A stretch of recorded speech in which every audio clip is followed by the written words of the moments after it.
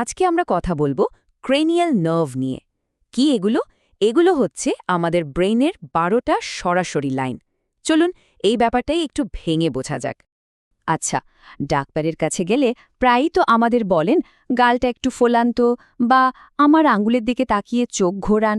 কখনো কি মনে হয়েছে এত সহজ একটা কাজের পেছনে কারণটা কি থাকতে পারে? ঠিক এই রহস্যটাই আমরা আজ জানতে চলেছি। আমাদের এই প্রশ্নের উত্তরটা কিন্তু লুকিয়ে আছে ক্রেনিয়াল নার্ভের ভেতরে।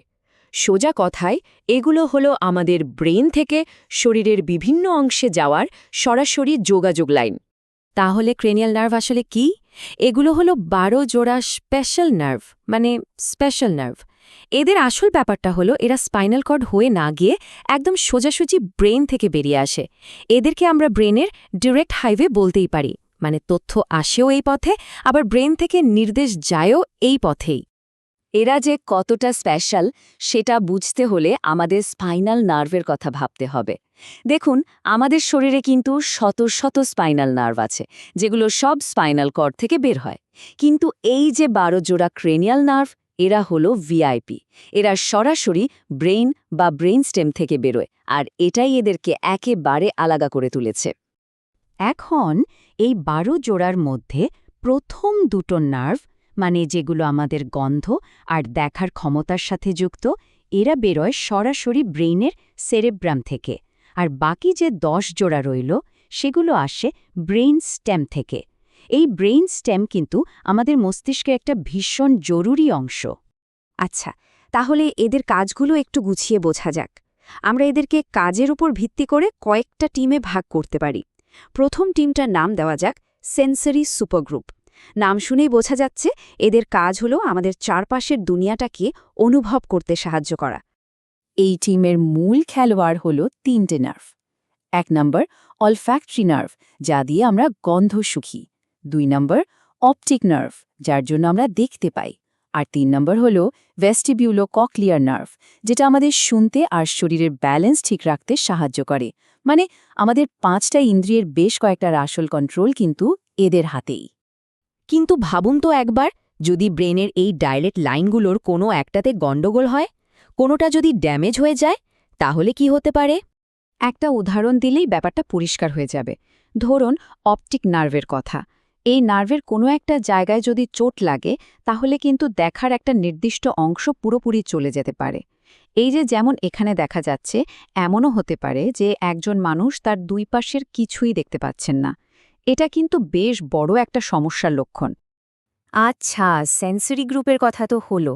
এবার চলুন দ্বিতীয় টিমটার সাথে আলাপ করা যাক।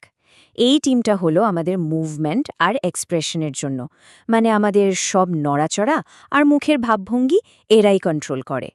এই টিমটা যে কত কাজ করে তার একটা লিস্ট শুনুন। আমাদের চোখের নড়াচড়া, মুখের হাসি, খাবার গেলা, মাথা ঘোরানো, এমনকি সিম্পল একটা কাঁধ ঝাঁকানো পর্যন্ত সব কিছুর পিছনেই কিন্তু আছে এই নার্ভগুলো। এখানে একটা দারুণ ব্যাপার আছে জানেন, আমরা যে এত সহজে চোখ এদিক ওদিক ঘোরাই, এই সাধারণ কাজটার জন্য কিন্তু একটা নয়, দুটো নয়, 3টে ক্রেনিয়াল নার্ভ একসাথে কাজ করে। একেবারে পারফেক্ট টিমওয়ার্ক, ভাবা যায়?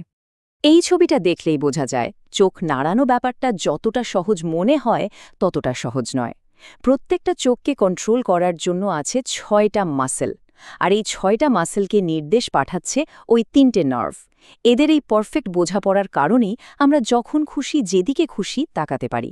এই 3টে নার্ভের কাজ কিন্তু একদম ভাগ করা। যেমন 3 নম্বর নার্ভটা মানে অকিউলোমোটর চোখের বেশিরভাগ মুভমেন্ট সামলায়। 4 নম্বরটা মানে ট্রক্লিয়ার চোখকে নিচে আর ভেতরের দিকে ঘোরাতে সাহায্য করে। আর 6 নম্বর অ্যাবডুসেন্স, ওটা কাজে লাগে বাইরের দিকে তাকাতে। আমরা যে হাসি, কাঁদি বা রেগে গেলে ভ্রু কোঁচকাই, এই সব কিছুর কন্ট্রোলার হলো 7 নম্বর নার্ভটা, যেটাকে বলে ফেশিয়াল নার্ভ। কোনো কারণেই এই নার্ভে যদি সমস্যা হয়, তাহলে মুখের একটা দিক প্যারালাইজড হয়ে যেতে পারে। এটাকে আমরা ফেশিয়াল পলসি বা বেলস পলসি বলি। আর একটা ইন্টারেস্টিং ব্যাপার হলো আমাদের জিভের। এটা কন্ট্রোল করে 12 নম্বর নার্ভ, হাইপোগ্লসাল নার্ভ। ডাক্তারদের কাছে এর একটা ক্লাসিক টেস্ট আছে। যদি এই নার্ভের সমস্যা থাকে আর কাউকে জিভ বের করতে বলা হয় তাহলে জিভটা সোজা না বেরিয়ে যেদিকে সমস্যা সেদিকে বেঁকে যায়। তাহলে এবার একদম শুরুতে যে প্রশ্নটা ছিল সেখানে ফেরা যাক। ডাক্তারের চেম্বারে ওই যে সহজ সহজ পরীক্ষাগুলো, ওগুলোর আসল মানে কি? চলুন দেখা যাক কিভাবে এই পরীক্ষাগুলো আমাদের ব্রেনের ভেতরের অবস্থার একটা ঝলক দেখিয়ে দেয়। একজন ডাক্তার, রালফ এফ জোজেফোভিচ, খুব সুন্দর একটা কথা বলেছেন। তিনি বলেছেন, একটা ভালো নিউরোলজিক্যাল পরীক্ষার আসল চাবিকাঠি হল মন দিয়ে দেখা বা পর্যবেক্ষণ করা। ডাক্তাররা ঠিক এটাই করেন। খুব সাধারণ কিছু কাজ করতে দিয়ে তারা আমাদের নার্ভাস সিস্টেমের অবস্থাটা খুঁটিয়ে দেখেন। তার মানে কি দাঁড়ালো? ওই যে ডাক্তার গাল ফোলাতে বলেন বা আঙ্গুল অনুসরণ করে চোখ ঘোরাতে বলেন, এগুলো আসলে আর কিছুই না। এগুলো হলো ক্রেনিয়াল নার্ভগুলো ঠিকঠাক কাজ করছে কিনা সেটা চেক করার খুব সহজ কিন্তু দারুণ কার্যকর একটা উপায়। এবার তাহলে সব মিলিয়ে নিই। আঙুল ফলো করা মানে চোখের মুভমেন্টের 3টে নার্ভের পরীক্ষা। চার্ট পড়তে পারা মানে অপটিক নার্ভ ওকে আছে। হাসতে বা গাল ফোলাতে বলা মানে ফেশিয়াল নার্ভের টেস্ট হচ্ছে। কাঁচ ছাকানো, ওটা হলো অ্যাক্সেসরি নার্ভের পরীক্ষা। আর জিভ বের করা মানে হাইপোগ্লসাল নার্ভ ঠিক আছে কিনা সেটা দেখা। আসলে প্রত্যেকটা কাজ হলো ব্রেনের সাথে জুড়ে থাকা একটা ডাইরেক্ট লাইন চেক করার একটা উপায়। যদি কোনো একটা কাজে সামান্যতম গড়বড় দেখা যায়, তার মানে হলো ওই নির্দিষ্ট লাইনে কোথাও কোনো সমস্যা হচ্ছে। তাহলে বুঝতেই পারছেন, এই যে 12 জোড়া ক্রেনিয়াল নার্ভ, এরা আসলে আমাদের ব্রেনের স্বাস্থ্যের একটা জীবন্ত আয়নার মতো। শুধু এদের কাজগুলো দেখেই একজন ডাক্তার আমাদের মস্তিষ্কের ভেতরের অবস্থা সম্পর্কে অনেক কিছু জেনে ফেলতে পারেন। এই সব কিছু জানার পর একটা প্রশ্ন কিন্তু মাথায় ঘুরপাক খায়। আমাদের রোজকার জীবনে এমন আর কি কি সাধারণ কাজ আছে যা হয়তো আমাদের শরীরের ভেতরের এই জটিল সিস্টেমটা নিয়ে অনেক গভীর তথ্য লুকিয়ে রেখেছে? ব্যাপারটা কিন্তু ভাবার মতো, তাই না?